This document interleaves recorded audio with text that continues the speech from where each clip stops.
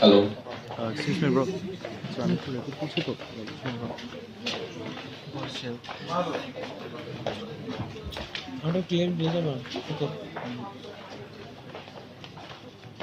After apartheid South Africa, the approach that Nelson Mandela took in terms of reconciliation of war is that in war, everyone's not right, everyone's not wrong, but everyone's victim of a particular system, and it's the system of war that's wrong.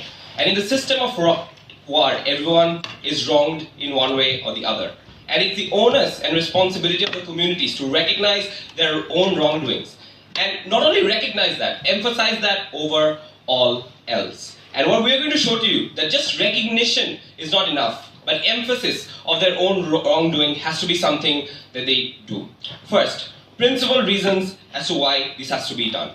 Because recognize that wrongdoings in a war aren't simple. These aren't simple as killing soldiers, because killing soldiers is fine. We don't constitute it as a wrongdoing during war. But what is a wrongdoing during war? In most instances, these are war crimes. Killing civilians, attacking civilian bastions, and literally taking down economic institutions that could have provided for hundreds of thousands of people. Crippling economies, making sure that people do not get food, creating famine. These are all wrongdoings during war that communities do just to make sure that they meet their own goal, regardless of them being the oppressor or the oppressed.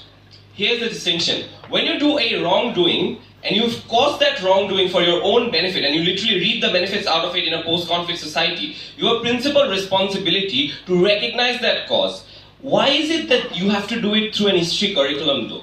Because in terms of a history curriculum, a community translates into a state, and the best way for state to recognize a narrative is through that history curriculum, and is through the recognition of that history curriculum, and nothing else can be a form of recognition in this particular case. If you are to talk about reparations, then we don't think reparations is mutually exclusive in this particular case.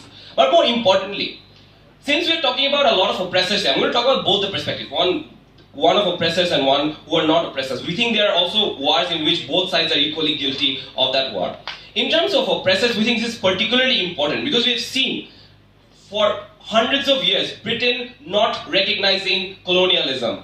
To a large extent, Pakistan not recognizing their war crimes during 1971 and not emphasizing it because they wanted to prioritize their own community above all else. We think, one, this is factually incorrect and principally wrong, but two, there is an absolute impetus in this particular case to uphold that fact because, guess what?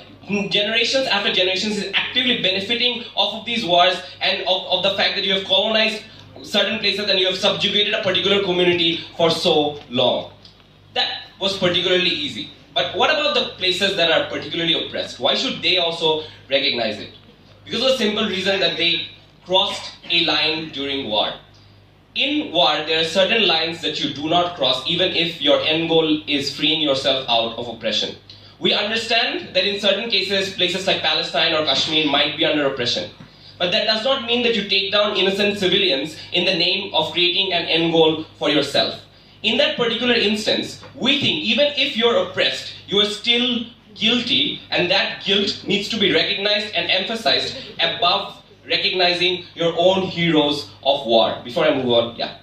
I think the world already calls out countries like the UK for doing whatever they did during that time. Why does essentially countries like Bangladesh have to apologize for, say, for example, killing Biharis when they also saw themselves how millions of Bangladeshis were killed when they were left in Pakistan? Brilliant. Firstly, in terms of Britain, history curriculum needs to recognize this because there needs to be a recognition of privilege among the people. Because to a large extent, these people do not recognize the privilege that they have, and they're less sympathetic towards things like immigration, for example, from places like India, where they're less sympathetic to brown immigrants. But in terms of recognizing people like Biharis or even white people in post-colonial Zimbabwe, what we aim to do, and this is the second part of the speech, what we aim to do is achieve a better political climate within the post-conflict societies. Because recognize that a lot of atrocities and the wrongdoings done by communities in these cases are against, say, allies of allies of the group that was fighting against. What am I talking about? Alawites who aided French people in the Syrian conflict, or Hutus who sided with Belgium during the Rwandan colonization. All across Africa, there have been tribes that have sided with the colonizers, but when the colonizers left, they did not take them with them, but these other communities were left behind. And the narratives that were created, they were particularly pernicious. Even if they recognized somewhat that they were killed, they were actively demonized because the community never accepted that they did kill people, did kill innocent children who never even participated in war in the name of winning that particular war. That was never recognized, and therefore they were always demonized and otherized, as opposed to there being some sympathy for these groups. What is the problem in this particular case? Even if I accept that this community has done something wrong as a collective, I don't think a history curriculum that can literally shape thoughts for generations should have to bear the responsibility of that war, and you cannot create post-conflict reconciliation in these places. We think that is absolutely wrong.